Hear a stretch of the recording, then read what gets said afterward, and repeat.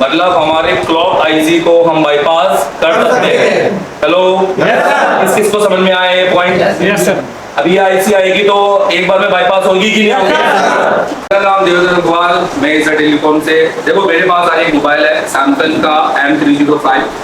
ये एक टेक्नीशियन से पत्रा खोलते समय एक आईसी ब्रेक हुई है, साफ साफ दिखा है, उसमें ये डेड हुआ है। हम ये आईसी पर थोड़ा सा ध्यान देंगे, ये आईसी क्या काम करती है, इस आईसी को कैसे बना सकते हैं, या इस आईसी को बाद भी क्या कोई और प्रॉब्लम है या नहीं है, या इस आईसी से ही क्यों डेड हुआ, और थोड़ा देखें। पहले हम इसको सबसे पहले आई डायग्नोस करेंगे कि क्या हमारे पास यही आईसी डेड है या इसके अलावा और भी कई जगह पर वो किया है। तो हम इसको फुल तरीके से, फिर हम इसको डीसी रीडिंग पे लेंगे। डीसी रीडिंग पे लेने से हमारे को बहुत कुछ पता चलेगा। ये पंखा बंद कर। डीसी रीडिंग पे लेने से हमारे को बहुत कुछ पता चलेगा। डीसी रीडिंग पर जैसे कि हम लेंगे, और अगर हमें इस पर, जैसे कि मैंने कल बताया आपको पिछले वीडियो में, या मैंने कल की क्लास में आपको बताया था कि अगर हम 40 मिली एम्पियर ऊपर जाए पावर को ओके मानते हैं। किसको? हम ये भी पता करेंगे कि क्या हमारा कितना एम्पियर ये ले रहा है, क्योंकि हमें पता चलेगा नेक्स्ट टाइम कि अभी तो ये टूटी दिखाई दे रही है, कल को ये खराब भी हो सकती है, वाटर डैमेज में भी हो सकती है। अगर कल को ये हुई तो हमें वो एम्पियर भी पता होगा कि ये सेम एम्पियर में हमें यही आईसी चेक करनी होगी। Hello, yes sir. ये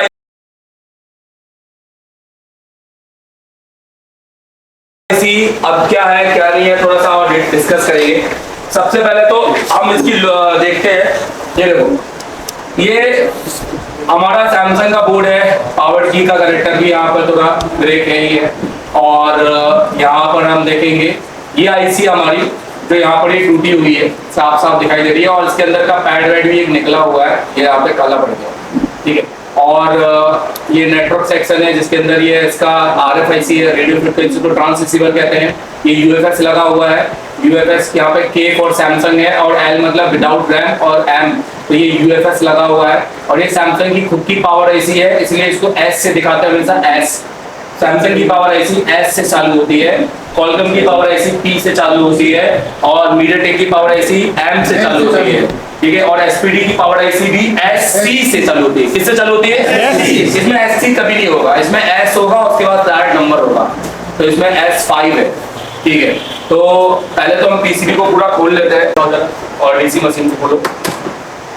देखो यहाँ पर हमें क्या क्या दिखाई दे रहा है। यहाँ तो हमें सब कुछ ठीक ही दिखाई दे रहा है, कुछ ऐसा खराब नहीं है।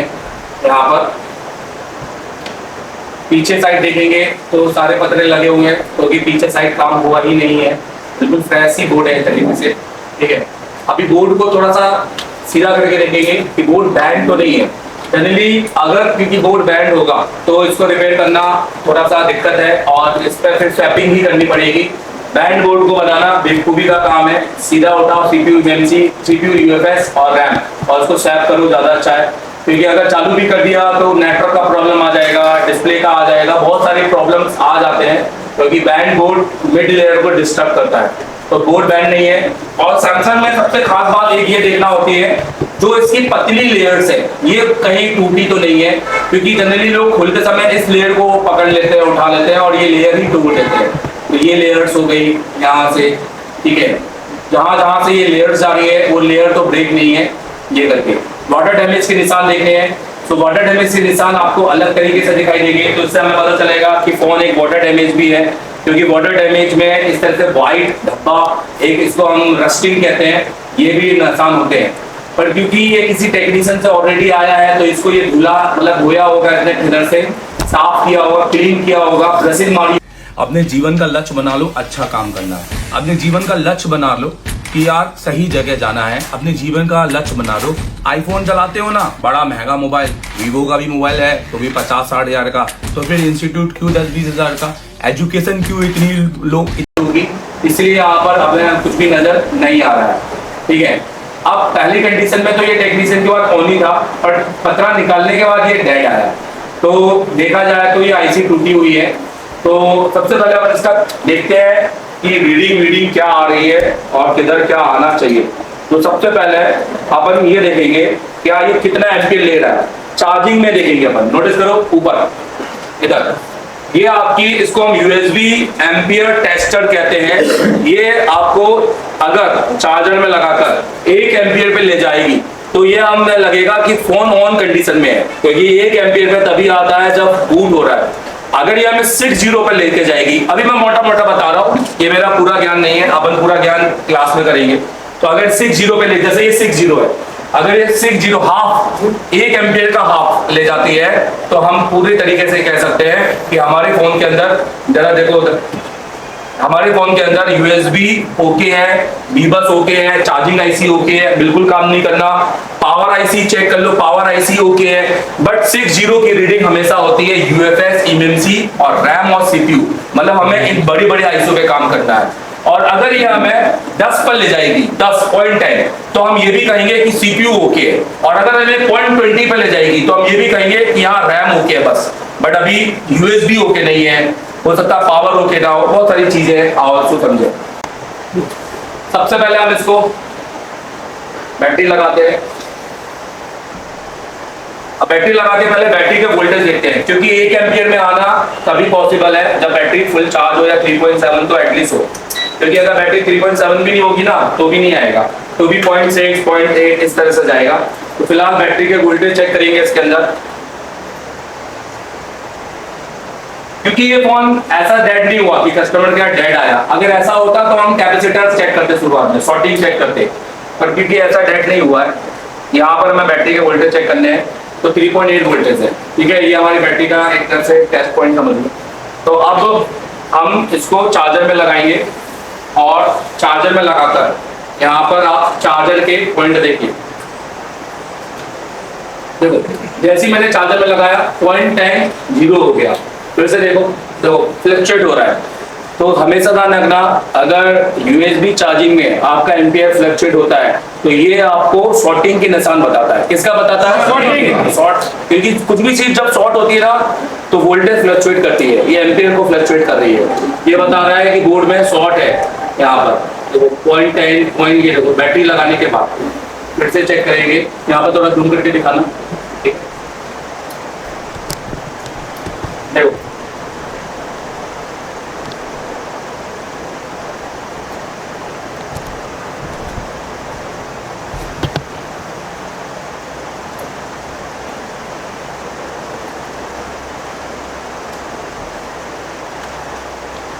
वो आप कुछ भी नहीं ले रहा है, पहले इतना ले रहा था 0.10 लिया था, चलिए होगा, मैंने देखा नहीं, चलिए ठीक है।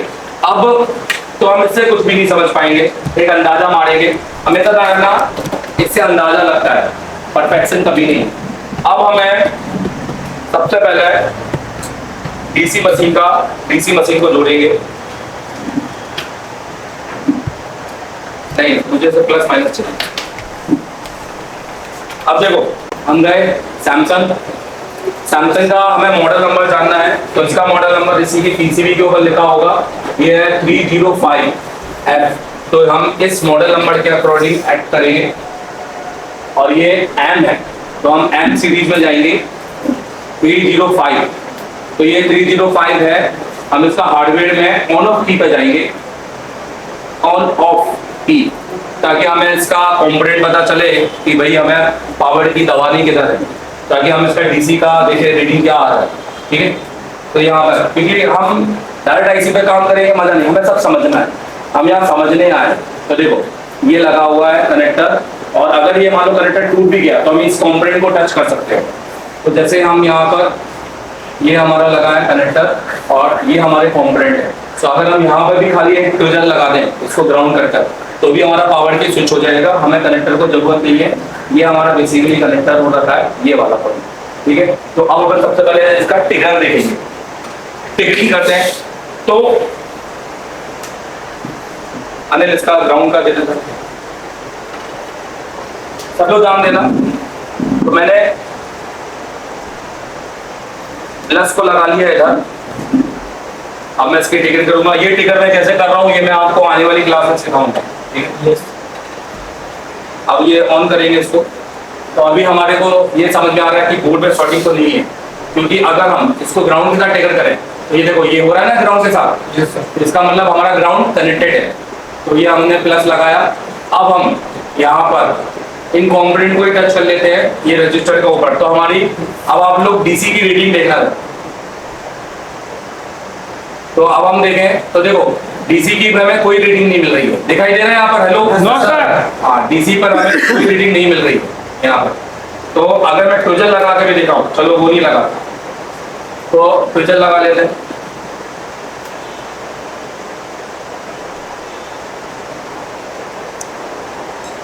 तो डीसी पर हमें कोई भी रीडिंग नहीं मिल रही है, मतलब इसको कहेंगे हम नो बूट। क्या कहेंगे चलिए बताओ? Notebook. हाँ, नो बूट को थोड़ा पढ़े क्या है, फिर अपन जाएंगे आगे। देखो जब कल अपन ने एक डीसी रीडिंग देखी थी और आज अपन एक और डीसी रीडिंग देख रहे हैं। कल अपन ने एक डीसी रीडिंग देखी थी 25 आया था। कितना आया था? 25। आपने देखा था भाई 3 जीरो होते हैं, देखा जाए तो 3 जीरो होते हैं। कल हमने 25 देखा था। कल हमारी आई थी 0.25 milliampere. Hello yes sir. Milliampere इतना आया था, जिसमें हमने पाया कि हमारा बताइए, एशिया टेलीकॉम बोलता है कि चौथे दिन सीपीयू है ना सीपीयू, तो किसके कौन कौन लगा के बैठा है यहाँ पर? सभी लगा के बैठे। बेसिकली पावर तो एक्टिव हो रहा था बेसिकली, पर हमारा क्या एक्टिव नहीं हो रहा था? अब ये रीडिंग नहीं है, अब रीडिंग हमारे को है, ये हमारा होता है ऐसा रीडिंग आफ्टर पावर की, हमें रीडिंग यही मिल रही है। इस कंडीशन में इसको हम कहते हैं नो बूट। बोलो नो बूट। नो बूट, या आपका फोन नो बूट पर है। इसको नो बूट क्यों कहा गया है? क्योंकि कोई भी बूटिंग नहीं ले रहा है। अब इसमें हमें उद्देश्य से क्यों नहीं ले रहा है? पावर एक्टिव नहीं हो रहा है। पावर एक्टिव नहीं हो रहा है। पावर एक्टिव नहीं हो रहा है। तो हम इसका पावर ऐसे चेक करेंगे। इसके मैं आपको यहाँ पे बहुत मोटा मोटा बता रहा हूँ। मैं आपको क्लास के अंदर वो डिटेल दूंगा जो आपने कभी सोची नहीं होगी कि साला हमको जिंदगी में भी कोई यूट्यूब या कहीं से भी या छोटा मोटा 10-20-30 हजार वाला इंस्टीट्यूट दे सकता है। वो ये आपको डिटेल दूंगा पावर के साथ। अभी मैं मोटा डिटेल दूंगा पावर, अभी वो डिटेल दूंगा जो यूट्यूब में है कहीं ना कहीं। पावर को एक्टिव करने के लिए कौन सी सप्लाई जा रही है? तो हम ये पावर के पहले कैपेसिटर पे चेक करेंगे। 3.4 से 3.6 या 4.2 कोई सा भी एक वोल्टेज हमें चाहिए। अगर ये हमें चार्जर लगाकर मिल जाए तो हम ये बोलेंगे कि हमारा चार्जिंग आईसी क्या है फिलहाल? ओके। ठीक है, ये पहला चीज हम ये चेक करेंगे बस। फिर पावर के पास में जो बक कॉइल है क्या है जल्दी बताओ? जितने भी, क्योंकि ये सैमसंग का फोन है। किसका फोन है? सैमसंग का।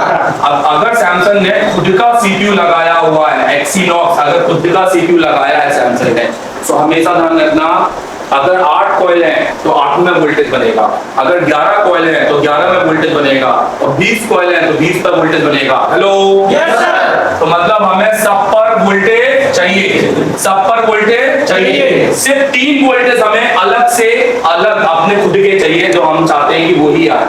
बाकी सारे वोल्टेज आएंगे 0.7 ये कोड वोल्टेज है, कोई मॉडर्न हो सकता है, कोई कुछ भी।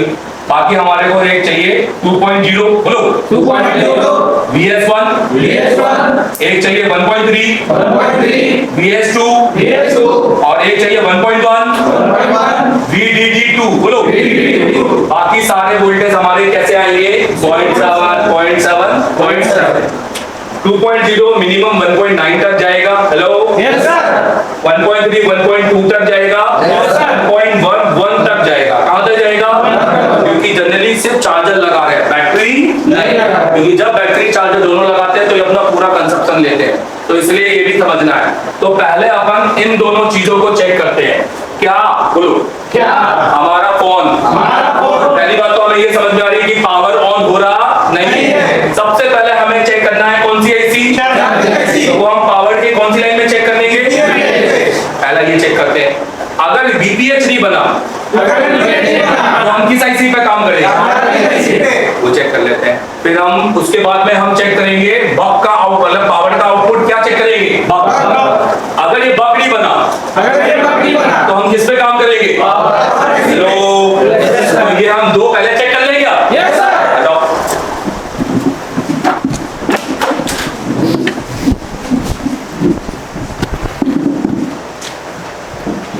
देखो भाई, चार्जर लगाएंगे खाली, कुछ नहीं लगाएंगे, ना डिस्प्ले लगाएंगे ना कुछ लगाएंगे। ठीक है, डिस्प्ले लगा सकते हो मैं इसलिए लगा रहा हूँ क्योंकि वैसे झूल रहा है, अगर गलती से टच वच हो गया तो डिस्प्ले चला जाएगा। तो या तो लगा लो या तो अलग से कहीं टेप मान लो। चार्जर लगाएंगे, चार्जर दो। अब नहीं टाइप अब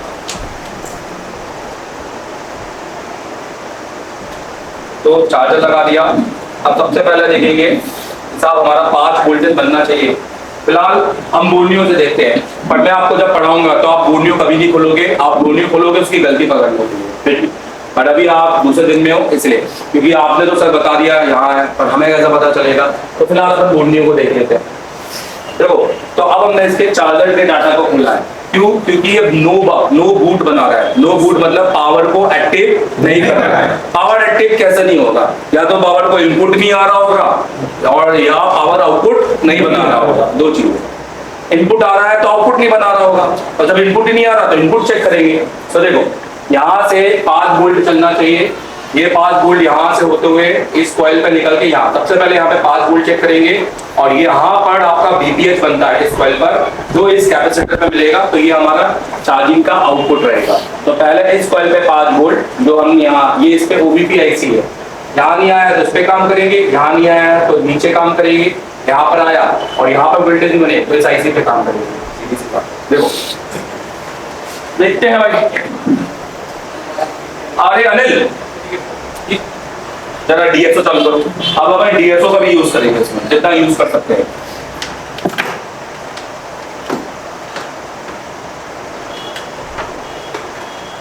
तो देखो भाई हमने इस तरह ग्राउंड कर दिया, इस कॉइल का देख रहे डायरेक्ट। तो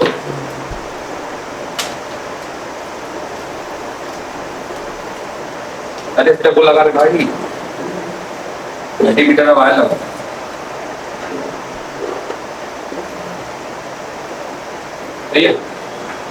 DSO भी चालू कर दिया। हम DSO क्यों चालू करें? क्योंकि इस वोल्टेज से हम कंफर्मेशन तो दे देंगे कि चार्जिंग ओके है। फिर बता तो यहाँ पर हमने ग्राउंड रख रहे हैं। अब यहाँ पर हम कॉइल में टच कर रहे हैं। तो देखो जैसे हमने कॉइल में टच किया कितने वोल्टेज मिले? एडमिन वहां तक की लाइन हमारी। अब हमें इसका आउटपुट इस कॉइल में चेक करना है, जो कि VPH बनना चाहिए, क्योंकि चार्जिंग से बन रहा है, बैटरी नहीं लगा रहे अपन। बैटरी लगाते तो तब भी बन जाता, इसलिए बैटरी नहीं लगा रहे। अब जो बनेगा वो इस IC स्विचिंग से बनेगा। स्विचिंग तो स्विचिंग होगा तो बनेगा, नहीं होगा तो नहीं बनेगा। तुम देखेंगे तो यहाँ वोल्टेज बन रहे हैं ना यहाँ पर। इसका मतलब ये IC हमारी क्या है? बट क्या हम टाइम को नहीं देख सकते, हम हवा को नहीं देख सकते। Even you can't see this light. आपको लग रहा होगा ये लाइट जल रही है, नहीं, ये लाइट बंद हो रही है, जल रही, बंद इतनी तेजी से हो रही है कि हम उसको नंगी आंखों से देख नहीं सकते। जैसे ट्रेन की स्पीड, ट्रेन के पहियों को कभी आप घूमते हुए देख पाओगे क्या? नहीं, वो हमेशा ऐसा दिखेंगे जैसे रुके हुए हैं। हेलो, वैसा ही यहाँ वोल्टेज तो दिख रहा है, पर वो स्विचिंग की फ्रीक्वेंसी कैसे पता चलेगी? वो पता चलेगी DSO से। किससे? अब हो सकता है कि वोल्टेज बना रही हो तो भी IC खराब हो, तो इसलिए DSO बोलते हैं, इसलिए बोलते हैं एडवांस रिपेयरिंग। हेलो, हर 3 महीने के बाद में आप सभी को DSO परचेस करना है। समझ में आ रहा है मेरी बात? हाँ, हम इंस्टीट्यूट वैसा नहीं है कि जाते साथ ही आपने टूल खरीद लिए, चलाना आ नहीं रहा, इसलिए 3 महीने पहले प्रैक्टिस फिर DSO। तो DSO की वायर लेंगे, कैलिब्रेट कर दो। चलो उसकी वायर DSO में आगे हो गया कैलिब्रेट। अब अपन इस DSO की वायर को इस कॉइल पर टच करेंगे तो कैसा है? स्विचिंग केवल एक ही ओर होनी चाहिए, दूसरी ओर नहीं। तो एक ओर इसकी जो लाइन है ये बिल्कुल फ्लैट आनी चाहिए, एकदम ये समझो डेड लाइन। दूसरी ओर इसकी लाइन पे पल्स बनने चाहिए। देखो अगर एक और डेड है और दूसरी ओर पल्स है, दैट मीन ये IC एकदम okay. Hello, you can say in 3 second, you can check in 3 second by this DSO, digital storage oscilloscope, कि भाई तुम्हारा IC ओके है कि नहीं ओके है। DSO का देखो भाई। तो हमने क्या किया? DSO में वायर होते हैं 2, एक ग्राउंड और एक आपका टेस्टिंग। तो टेस्टिंग ग्राउंड वाले को ग्राउंड में टच कर दिया, टेस्टिंग वाले को टच करेंगे। तो यहाँ पर देखो, यहाँ लगाया, पहले यहाँ लगाते हैं। देखो जैसे ही यहाँ लगाया बिल्कुल फ्लैट आई, पर वो ऊपर चला गया क्योंकि वो वोल्टेज बताना चाह रहा है और वो वोल्टेज 4.5 मैक्सिमम पे आपको दिखाई दे रहे होंगे। पर जैसे ही यहाँ लगाया एक फ्रीक्वेंसी आई। अब इसको अगर हम ऑटो में दबाएंगे, दबाओ ऑटो, मैनुअल भी कर सकते हैं। अब इसको दबाओ और दबाओ, फिर से दबाओ। ठीक है, ये देखो ये हमारी फ्रिक्वेंसी आ रही है। इसका मतलब हमारी आईसी 100% क्या कर रही है? दैट मीन चार्जिंग आईसी पे काम करना नहीं है। हेलो, ये चीज थोड़ी बहुत किस किस को समझ में आई? हल्की फुल्की आई ना? सेकंड डे मैं कभी नहीं बोलूंगा कि पूरा ये, क्योंकि पूरा समझाना है। अब इतना हो गया, अब हम ये चेक करते हैं इस कैपेसिटर पे हमें यही वोल्टेज मिलना चाहिए, क्योंकि ये वोल्टेज यहाँ से होते इस कैपेसिटर से होते हुए इस आईसी के अंदर जा रहे हैं, जो कि इस आईसी का इनपुट है। तो हमें इस वोल्टेज को चेक नहीं चालू कर,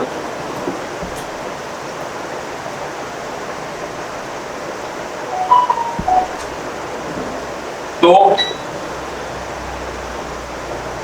4.3 मिल रहा है और यहाँ पे भी लिखेंगे मिल रहा है। तो इसका मतलब है कि हमारा आईसी का इनपुट एकदम ओके। अब हमने दूसरा चेक करेंगे इस आईसी के बक कॉइल। क्या चेक करेंगे बताओ? देखो मैंने क्या बताया था, तो कितने कॉइलों पे वोल्टेज आना चाहिए? सारी बोलो, बोलो। अगर सैमसंग खुद के सीपीयू के साथ आता है सारी। अगर सैमसंग कॉलकॉम, एसपीडी, मीडियाटेक के साथ आता है तो उसके हिसाब से होगा। हेलो, मतलब टोटल कॉइल कितनी है? गिन लेंगे एक बार, टोटल कॉइल कितनी है? 1 2 3 4 5 6 7 8 9। तो टोटल 9 की 9 पे क्या बनने चाहिए? अच्छा, अब ये भी देखें कितने। तो एक वोल्टेज हमें चाहिए हायर, इसलिए बोलते हैं हायर एलडीओ 1.9 2। दूसरा हमें चाहिए लोअर एलडीओ VS2 1.3 1.4 1.2 कुछ भी आएगा इसमें से। और तीसरा चाहिए रैम का एक वोल्टेज बनता है सैमसंग के अंदर, क्योंकि डुअल टेकर है। VDD2 1.2 1.1 और 1.0 आएगा, बाकी सारा वोल्टेज 0.7 में आएगा। तो देखो, तो साथ में हर कॉइल की स्विचिंग चेक करेंगे। चलो भाई देखो, ये वाले कॉइल में देखो 1.1 बिल्कुल रैम का हो सकता है, ये आपका 0.7 है, ये आपका सीपीयू का कोर होगा 0.8 है, 0.8 है, 0.8 है, 0.8 है,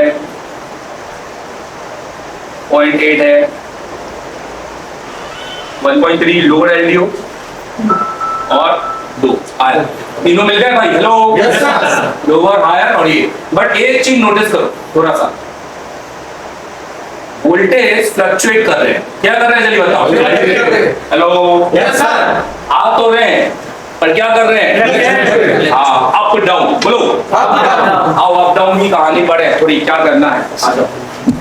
क्योंकि अगर हम उसके कहने पर सीधे वो आईसी में काम कर लिए तो हम दूसरा सेट कभी नहीं बना पाएंगे।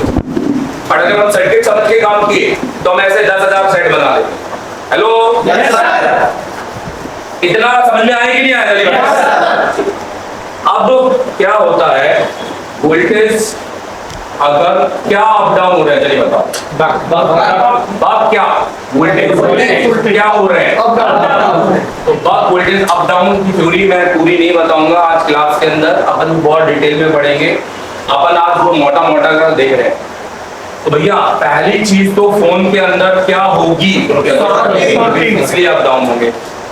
अगर नहीं हुई सॉर्टिंग तो दूसरी चीज दिमाग में रखना, पहली चीज क्लॉक लाइन। कौन सी लाइन चली बताओ? अगर पावर को बोलो, क्लॉक सप्लाई नहीं मिलती है वो अपने सारे बक को क्या कर देगा? और ये क्लॉक सप्लाई पावर को भी मिलनी चाहिए और किसको मिलनी चाहिए? ये कॉलकम में भी होता है, जैसे क्रिस्टल एक्सो, क्रिस्टल कॉलकम के अंदर अगर क्रिस्टल VCO हटा दो तो फोन डेड हो जाएगा और सारे वोल्टेज फ्लक्चुएट हो जाएंगे, क्योंकि क्रिस्टल क्लॉक फ्रीक्वेंसी बता रहा है 19 मेगाहर्ट्ज। वैसे ही सैमसंग में, तो इसलिए वो तो IC2 है, वो क्लॉक आईसी है। कौन सी आईसी है? इसलिए वो सारे वोल्टेज को क्या कर रही है? हाँ, क्योंकि अब आप इसको थोड़ा सा यहाँ पर डायग्राम के साथ देखो। मतलब कहने का मतलब है उसके अंदर वो खुल गया वो सैमसंग N305 का टोरस। अब देखो यहाँ पर हम डायग्राम खोलते हैं, देखो पहले यहां से दिखा एम, पहले देखते हैं इसी मॉडल का कोई डायग्राम है कि नहीं। 305 इसमें तो कुछ भी नहीं है। ये करना फिक्स है। Hello yes sir. अपन एक दूसरा साइड लेते हैं, जैसे मैंने बोला ए सीरीज, A50 को ही देखकर सारे सेट बने हैं। देखा जाए तो A50 को पढ़ लिया तो सारे सेट पढ़ लिए। ये हमेशा बोलता हूँ A50 के अंदर सब कुछ है, क्योंकि diode reading, bit map, hardware, ये वो, स्मार्ट, जो जो किसी 5G के बोर्ड में नहीं है वो A50 में है। इसलिए A50 के बोर्ड को पहले पढ़ो। तो पहले इसका हार्डवेयर खोलेंगे और कंपोनेंट नेम खोलेंगे, ध्यान दो।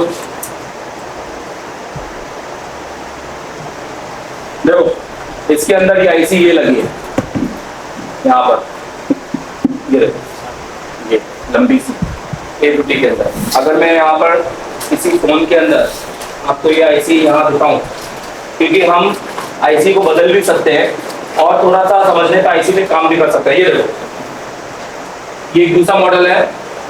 तो अगर हम इस पर बात करें, ये हमें A50 है, हमें आईसी यहाँ लगी है, जरा इसका पता निकाल। तो इसकी आईसी इसके अंदर देखेंगे, इसके पत्रे के अंदर। अब ये आईसी क्या काम कर रही है, तो ये आईसी क्लॉक आईसी है। अगर देखो हमने कंपोनेंट नेम खोला, सब आईसी की डिटेल है, उस आईसी को नहीं बता रहे। ये होता है यूट्यूब वालों, जो तुम देख रहे हो ना, तुम्हें लग रहा है कि सब तो पता है, नहीं पता है। तुम सिर्फ चिल्लर जानते हो, तुम सिर्फ वो जानते हो जो हाथों में है। तुम जेबों में क्या है, अंदर क्या है, कौन सी कितनी पॉकेट है, वो नहीं जानते हो। तुम चोर भी नहीं बन सकते हो सही मायने में, सही अच्छे। तुम्हें जो आदमी खाली बिस्किट लेके दिख रहा है, तब वही छिनाओगे बस। अंदर का माल कभी नहीं उठा पाओगे। अंदर हीरा रखा है, तो हीरा जानो, अंदर का पॉकेट जानो। जिस भी फील्ड में हो उसमें सुप्रीम बनो, बापू बनो। तो ये क्रीम आईसी है। अंदर की आईसी होगा क्या, ये क्या है अब ये नहीं पता। अब ये ढूंढ करेंगे गूगल में, यूट्यूब में, नहीं पता चलेगा वापस। यही होगी जिंदगी में यूट्यूब में कहानी। तो देखो यहाँ पर ये देखो, ये आईसी आपको दिखाई दे रही है, ये दिखाई दे रही है लंबी सी आईसी। ये होती है क्लॉक आईसी। कौन सी आईसी होती है? अपन इस क्लॉक आईसी को डिजाइन करते हैं। आओ अपन पूरा इसका नक्शा बनाते हैं, इसको समझेंगे अच्छे से। देखो गए यहाँ, इस आईसी को क्लिक किए। इस आईसी ये यूनिवर्सल आईसी होती है। कौन सी होती है बताइए? यूनिवर्सल। ये यूनिवर्सल आईसी होती है। तो सबसे पहले हम क्या करते हैं, इसका नक्शा बनाते हैं। तो पहले हम ये समझ लें इसमें कितने होल्स हैं। तो A1 हो गया, B हो गया, C हो गया, D, और दो दो करके हो गए। तो A, B, C, D। तो अब इसके होल्स बनाएंगे। तो सीन कैसा है,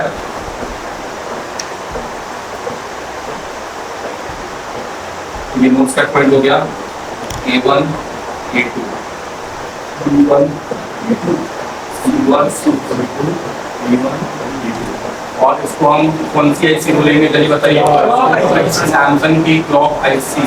ये कौन, ये आईसी किस क्या काम कर रही है, कैसे काम कर रही है, अब इसको समझिए। ठीक है, ये आपको कैसे बनाया ये मैं कल आपसे बनवाऊंगा, वो भी CPU। ये अब इस आईसी के अंदर सबसे पहले हम देखेंगे कि हमारा इनपुट फीडबैक A1 पे हमारे को फीडबैक आ रहा है। ठीक है, 4 वोल्टेज की लाइन, तो हम ये डाल देंगे। तो भैया हमें यहाँ पर 4 वोल्टेज चाहिए इस आईसी को चलने के लिए। तो ये हमें जैसे ही चार्जर लगाएंगे तो यहाँ पर हमें कैपेसिटर मिलेगा, यहाँ पर हमें 4 वोल्टेज मिलना चाहिए। नहीं तो हम आईसी को निकालेंगे और स्पैड का 4 वोल्टेज देखेंगे। अगर ये 4 वोल्टेज आईसी को नहीं मिलता है तो भी ये हमारे आईसी काम करना बंद कर देंगे। हेलो, बहुत ईमानदारी से खड़े होके यार बेटा, तू इधर खड़े हो, देखो भूख लग रही है, जा खाने जा।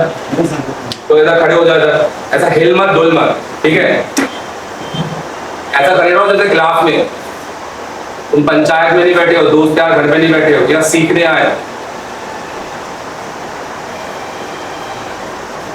अभी अगर ये वोल्टेज ऐसे काम करेगा क्या? नहीं। ये होगा इसके इनपुट वोल्टेज। बोलो इनपुट वोल्टेज क्या होगा जल्दी बताओ? Input voltage. हाँ जी, तो ये चेक करेंगे हम इस आईसी में। भाई आईसी उखाड़ने क्या देखेंगे। अब आईसी को और डिजाइन करें। अब इसको चाहिए ग्राउंड, तो इसके अंदर एक ही ग्राउंड है D1। क्या है बताइए? D1। और एक और ग्राउंड बनाया है क्लॉक रिक्वेस्ट 2। तो हम 2 ग्राउंड बनाएंगे, D1 और C2। तो D1 ग्राउंड करेंगे और C2 ग्राउंड करेंगे। V1 पर हम ग्राउंड ही लिखेंगे, C2 पर हम क्लॉक रिक्वेस्ट लिखेंगे, ये ग्राउंड रखेंगे। D2 को है NC, तो D2 को NC बनाएंगे, D एमिट, ठीक है। हाँ, तो D1 है ग्राउंड, D2 को है, ठीक है। तो हम यहाँ पर इसको बनाएंगे ग्राउंड और ये हमारा NC। तो इतना क्लियर है आप लोगों को? हेलो, ये लाइन क्या है हमारी? ये लाइन क्या है हमारी? ये क्या है हमारी?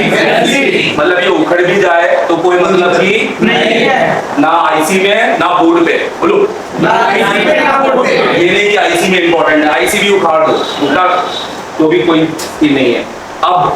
अब इसमें हम डालेंगे क्या इनपुट आ रहा है, तो अभी ध्यान दो, इसके अंदर इनपुट आ रहा है मास्टर क्लॉक इन। बोलो, तो फ्रीक्वेंसी पहले क्या हो रहा है, पहले के सैमसंग के मोबाइल में जो डुअल लेकर नहीं होते थे, क्रिस्टल अपना डायरेक्ट लगा होता था 4 लैग का, ये 4 लैग है, ठीक है। अब इसके अंदर ये हमारा आउट है, इसके अंदर ये हमारा इसमें इन है, ये 2 पैड हम देखेंगे, ये 2 पैड में भी ग्राउंड है, तो हम देखते हैं क्या, ये 2 पैड ग्राउंड है, ठीक है। ये VCC हो गया, इसको हम VCC भी बोल सकते हैं, VCC मतलब वोल्टेज, और ये 2 पैड ग्राउंड, ये 2 पैड ग्राउंड सैमसंग में, और ये क्रिस्टल होता था 26 मेगाहर्ट्ज का, तो 68 और VCC को कौन से वोल्टेज मिल रहा है, तो ये भी पता करेंगे कि क्रिस्टल को ऑन होने के लिए कितने वोल्टेज की रिक्वायरमेंट है।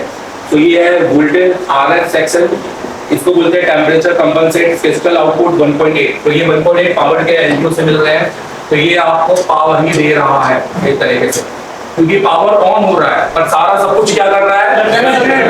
हाँ जी, तो VC तो इसको हम बोलेंगे पावर कैपेसिटर कंपनसेट, तो इसको फिर से पढ़ लेते हैं, हमारा नाम है VRF TCXO। तो TCXO बहुत सारे टीचर ही नहीं बोल पाते हैं, गूगल करेंगे तो बोल लेंगे, करना ही नहीं चाहते हैं। VRF voltage radio frequency temperature compensate crystal oscillator, ये वोल्टेज 1.8 वोल्टेज है। कितना वोल्टेज है बताइए? अगर ये वोल्टेज नहीं मिला तो भी आपके सारे वोल्टेज क्या हो जाएंगे? ये काम ही नहीं करेगा, इसको वोल्टेज चाहिए सर।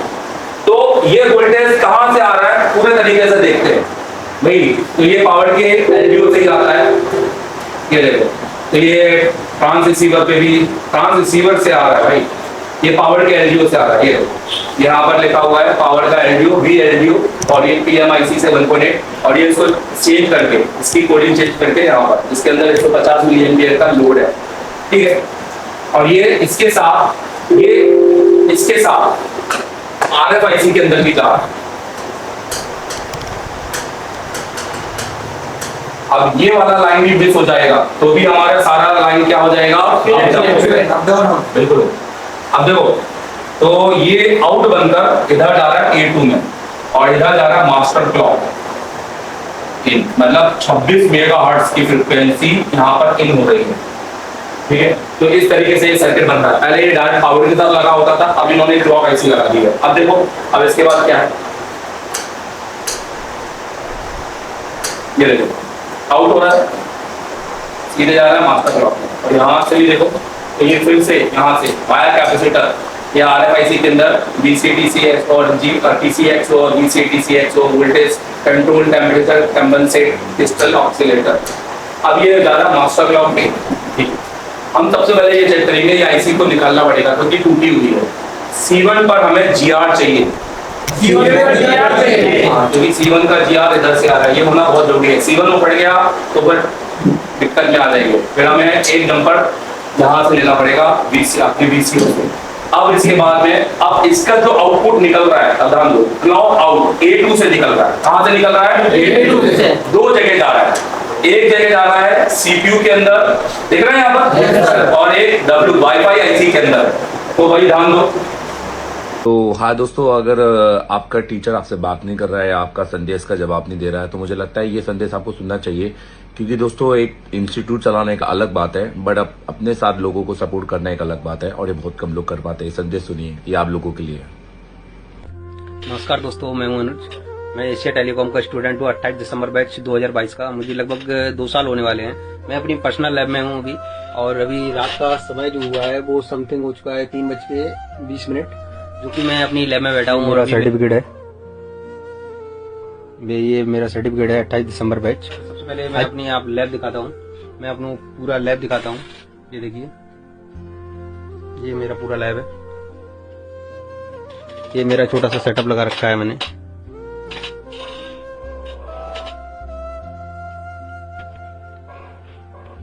आज हमारे पास है Redmi का Note 7 Pro, जो कि एक अजीब प्रॉब्लम है इसके अंदर। मैं आपको दिखाता हूँ। ये सेट को क्या है कि जब भी रिस्टार्ट करते हैं तो वो 30 सेकंड के समथिंग इसमें नेटवर्क आएंगे, सब कुछ होगा, और 30 सेकंड बाद ये नो सर्विस में चला जाएगा सेट। तो देखिए, मैं इसको चेक करवाता हूँ आपको। देखिए, अभी इसमें सिम भी नहीं आ रहा है और नेटवर्क भी नहीं आ रहा है। ये नो सर्विस पे आया, जियो पे आ गया, और अभी ये नेटवर्क चला जाएगा इसमें। ये वोल्टी भी आ गया, और अभी देखो इसमें एक एरर आएगा थोड़ी ही देर में। A2 तो A2 से निकल रहा है। जब मैंने फिर से गलत बनाया है, मुझे बताओ, ये भी हो सकता है। देखो, तो ये C1 में जाता है, तो ये गलत बना है, तो ये यहाँ पर A2 में एंटर कर रहा है। तो ये A2 में एंटर कर रहा है, और इसको हम कहेंगे मास्टर क्लॉक, ठीक है। और ये A2 से आउटपुट जा रहा है, तो यहाँ पे भी गलत बना है C1। तो मैं गलतियाँ कर रहा हूँ, ध्यान रखना। मैं जब स्टेबल होने के बाद गलती कर रहा हूँ तो गलती तुमसे भी होगी, और ये गलती कोई छोटी मोटी चीज नहीं होगी, हम ह्यूमन है। यहाँ से जाएगा, इधर जाके इधर एंटर करेगा C1 मास्टर क्लॉक इन, और A2 से निकलेगा आउटपुट, और ये आउटपुट निकलेगा दो जगह। एक निकलेगा AP मतलब CPU, और एक निकलेगा वाईफाई और ब्लूटूथ IC, और ये इसको हम कहेंगे क्लॉक आउट। क्या कहेंगे जल्दी बताओ? मतलब यहाँ पर हमारे को टोटल कितनी मेगाहर्ट्ज की फ्रीक्वेंसी बन रही है? 26। और यहाँ से हमें कितनी मेगाहर्ट्ज की फ्रीक्वेंसी निकालनी है? 26। अब बचा ये दो पैड B1 B2 को भी थोड़ा क्लियर कर लेते हैं, आगे बढ़ेंगे। तो B1 और B2, B1 है एक LDO, मतलब ये एक LDO का कैपेसिटर है, जिस पर वोल्टेज आने से हमें पता चलेगा V1 एक कैपेसिटर बाहर है, और VLDO अगर इस पर हमें कुछ 0.8 से 3 वोल्टेज के बीच में आएंगे तो हम ये बोलेंगे ये क्लॉक IC एक नंबर है। हेलो, आउटपुट तब बनाएगी तभी पूरी तरीके से ऑन हो जाएगी, पर इसका कोई मतलब ही नहीं है। और क्लॉक रिक्वेस्ट, अब इस IC को इनेबल करने के लिए एक TC100 सिग्नल दिया जा रहा है, तो ये IC का इनेबल पॉइंट है। अगर ये इसको इनेबल पॉइंट नहीं मिलेगा तो भी ये IC काम नहीं करेगी। तो कहने का मतलब है क्लॉक रिक्वेस्ट TC100 कौन दे रहा है? आओ देखे जरा। तो TC100 CPU दे रहा है, कौन दे रहा है जल्दी बताओ? CPU। हाँ जी, और ये TC100 CPU के साथ पावर में भी जा रहा है, CPU में भी जा रहा है, दोनों जगह पर जा रहा है। तो ये हमारा क्लॉक REQ, तो ये बनाएंगे, और ये हमारा B2 है, देखिए पैनल, और ये हमारा B2 है, तो ये हमारा B2 में बनाएंगे, और ये हमारा क्लॉक REQ, और ये हमारा दो जगह से आ रहा है। एक जगह हमारा इधर से आ रहा है CPU, और एक और कहाँ जा रहा है? PL। तो इस तरीके से ये IC वर्क करती है। अब अगर ये IC जरूरत है, बोलो, तो हमें ये सारा डाटा चाहिए इस IC के अंदर। हेलो, हम इस IC को बाईपास कर सकते हैं। क्यों?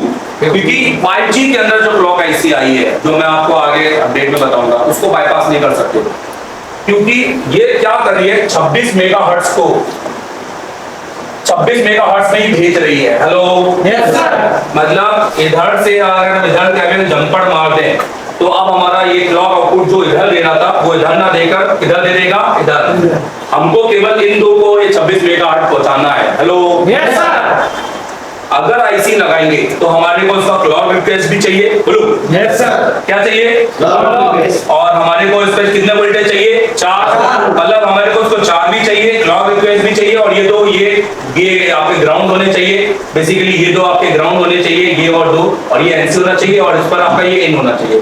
तो मैं ये सजेस्ट करूंगा, आप इस IC को निकालकर आप A2 से, बोलो, C1 पर क्या मारे? जल्दी बताओ। बाईपास। अगर हम इसको करके देखें कि होता है कि नहीं। अच्छा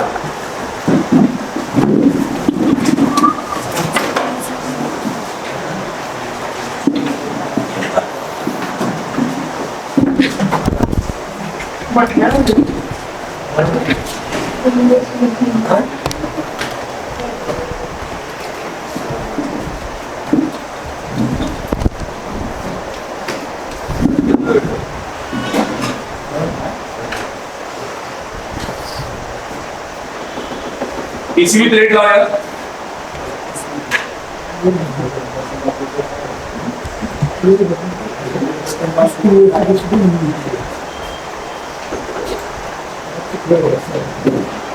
तो इस आईसी को हम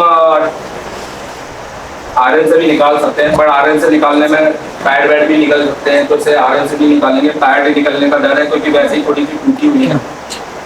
और ग्लास आईसी है, अगर ये ग्लास नहीं होती ना तो आरएन से ही निकाल देते, छोटी सी आईसी। तो थोड़ा सा अपन को इसको हीट देके निकालना पड़ेगा।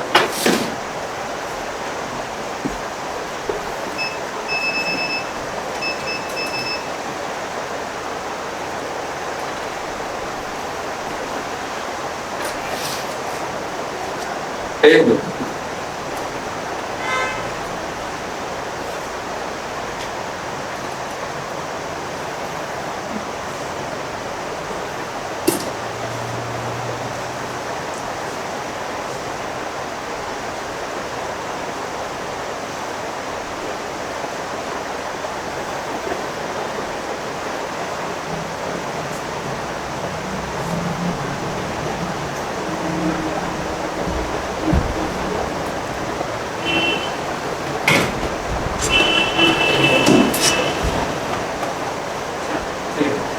अब हम आरएन को ये चालू करो, चालू।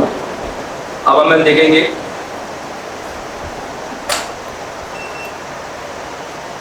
अब सबसे पहले हमें ये देखना पड़ेगा इसका नोज कट पॉइंट कौन सा है।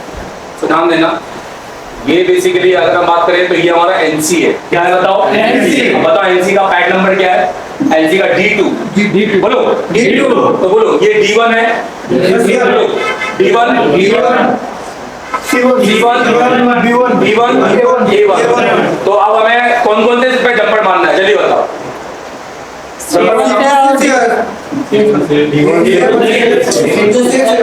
बोलो तो ये C2 हो गया हमारा। हेलो, ये हो गया C2, ये हो गया C1, ये हो गया C2। और अब कहाँ मारना है? A1 नहीं, कहाँ मारना है? A2 से C1। ठीक है, अब ध्यान दो।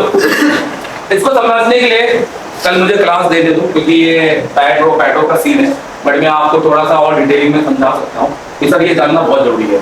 तो हमारे पास कुछ अगर मिलता है तो हम जान लेते हैं। देखिए जैसे हम इसका बिट मैप खोलते हैं A50 का, समझ लेंगे, क्योंकि हमें ये तो पता चल गया है कि ये A1 है, A1 B1 C1 D1, A2 B2 C2 D2। तो हमें मानना है C2 से C1 से A2। तो C1 ये है और A2 ये है, मतलब हम इन दोनों को क्या मानते हैं? जंप करना। एक थोड़ा लेआउट और भी देखते हैं। तो अपन एक बार तब तक ये खुलता है तब तक GR भी देखते हैं। चलो वो नहीं खुला, कोई दिक्कत नहीं, GR पे डालो साहब। देखो GR आना चाहिए। ये A1 है, यहाँ पर 4 वोल्टेज मिलेंगे चार्जर लगाकर। कितने वोल्टेज मिलेंगे? 4। ये आपका B1 है और B1 आपका यहाँ पर क्या बता रहा हूँ मैं? B1 बताइए, B1 क्या बता रहा हूँ? VDD LDO। ये खाली देखो इस कैपेसिटर के साथ में पैरेलल है। हेलो, इस पे 4 वोल्टेज, इस कैपेसिटर का इस आईसी का आउटपुट एक तरह से। और ये हो गया, देखो यहाँ पर हम नोटिस करेंगे, देखो GR आ रहा है ना यहाँ पर, और ये आ रहा है हमारा A2, यहाँ पर भी GR आ रहा है ना। इन दो पर हम क्या मारते हैं जल्दी बताओ? जंपर। तो हमारी जो क्लॉक फ्रिक्वेंसी है वो C1 पे आ रही है। किधर आ रही है? और निकल कहां से रही है? A2 से। चलो देखो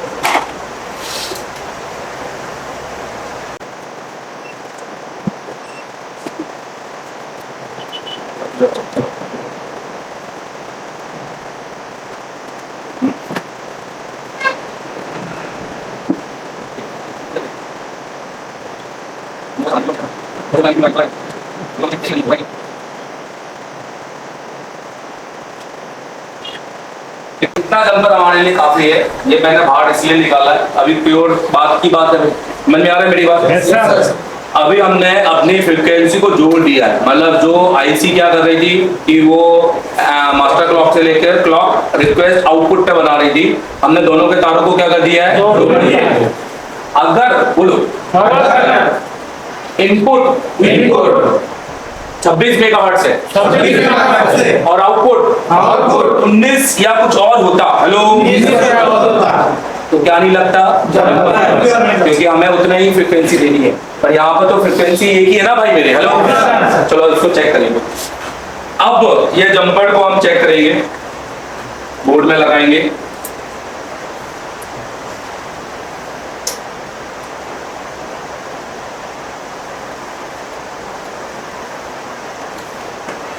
ये देखा ऊपर का, तो हम ये भी देखेंगे।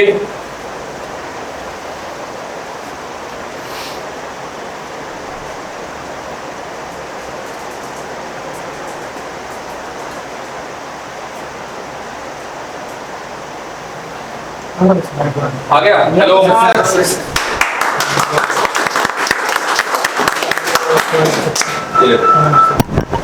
मतलब हमारे क्लॉक आईसी को हम बाईपास कर सकते हैं, हेलो। किसको समझ में आया ये पॉइंट? Yes sir. अभी आईसी आएगी तो एक बार में बाईपास होगी कि नहीं होगी? इसके लिए डायग्राम की जरूरत पड़ेगी क्या? चलिए,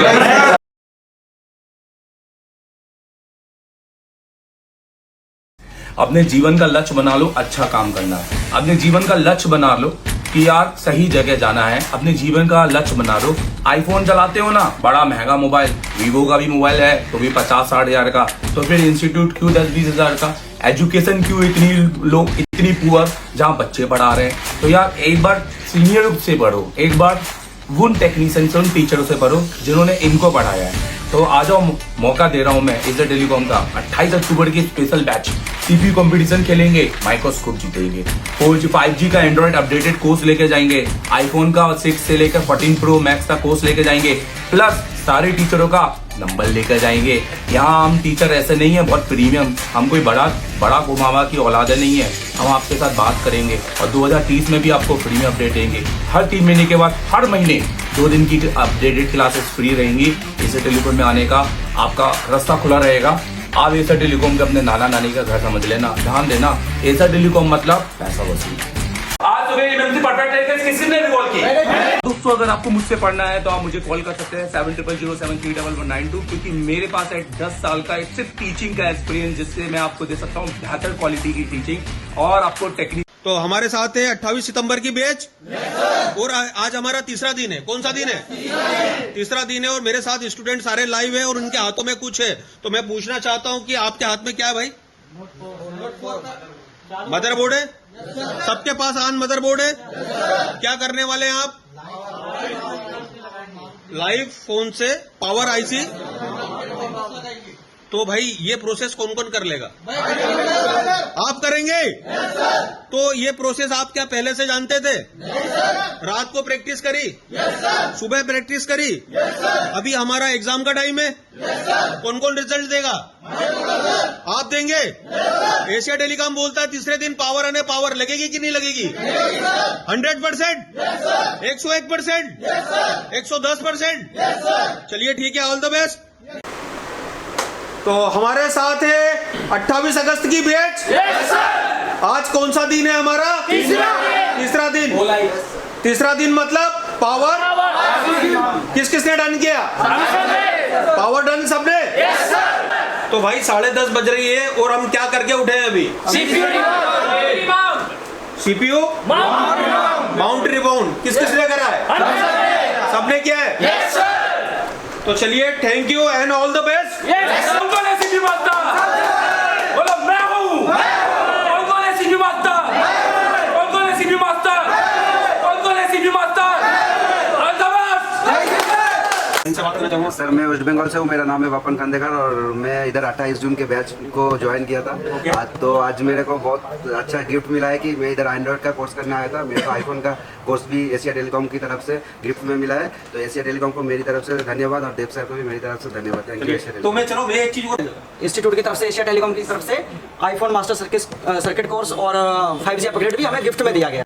ये जो गिफ्ट मिला है हमें एशिया टेलीकॉम की तरफ से एंड्रॉइड और आईफोन का जो लर्निंग ऐप है जो हमें आने वाले वक्त में इसके लिए सिखाएगा। और ये मैं बहुत शुक्रगुजार हूँ एशिया टेलीकॉम का और एमडी सर का और देव सर का। चलिए ठीक है।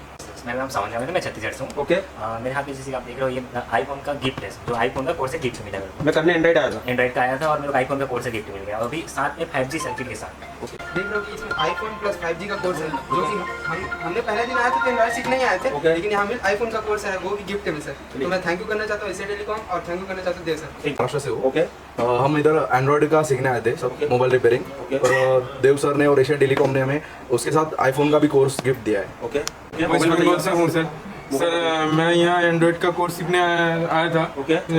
देव सर ने और एशिया टेलीकॉम ने इधर मुझे आईफोन 5G का कोर्स गिफ्ट दिया है, इसलिए मैं एशिया टेलीकॉम और देव सर को धन्यवाद करना चाहता हूँ। मुझे मैं गिफ्ट मिला है, मुझे आईफोन का कोर्स मिल गया है और thank you sir, thank you Asia telecom MD sir का बहुत बड़े धन्यवाद। एक क्लिपिंग हो जाए सर के लिए, बहुत शुक्रिया आपने।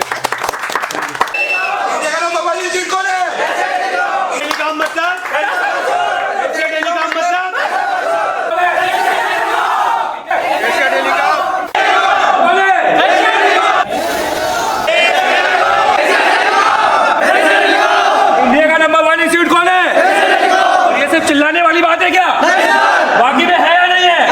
कौन कौन आउटपुट लेके जा रहा है? कौन कौन काम करने वाला है? दुकान का काम दूसरों को दे रहे हैं क्योंकि आपसे आईसी लेवल का काम नहीं आता और आपने सस्ते में लोकल मोबाइल सेंटर में काम भी सीखने गए पर वह भी नहीं सीख पाए और ना ही यूट्यूब में सॉल्यूशन देखने का फायदा मिल रहा है। तो आज ही ज्वाइन करो देश का सबसे बड़ा chip level mobile institute Asia telecom, जो आपको देगा आपके काम की गारंटी। अगर आप मोबाइल तकनीशियन हो और आईसी चिप लेवल का काम नहीं कर पा रहे हो और आप सीपीयू ईएमएमसी पर काम करना चाहते हो तो आज ही कॉल करें एडमिशन के लिए। हम आपको देंगे गारंटी वर्क, 3 दिन में पावर आईसी और चौथे दिन में सीपीयू करवा देंगे। हम देंगे आईसी पैड लाइन की जानकारी। यहाँ हॉस्टल में इसकी सुविधा फ्री है। हम बनाएंगे आपको तकनीशियन से टीचर, ये आपसे वादा है। एशिया टेलीकॉम देश में एडवांस मोबाइल ट्रेनिंग इंस्टीट्यूट में सबसे बेस्ट क्यों है? हमारे यहाँ स्टूडेंट को मिलते हैं 12 घंटे में 7 घंटे सिर्फ प्रैक्टिकल और बाकी थ्योरी क्लास। यहाँ स्टूडेंट से काम करवाया जाता है, ना कि फोन टीचर से फोन रिपेयर करके सिर्फ दिखाया जाता है।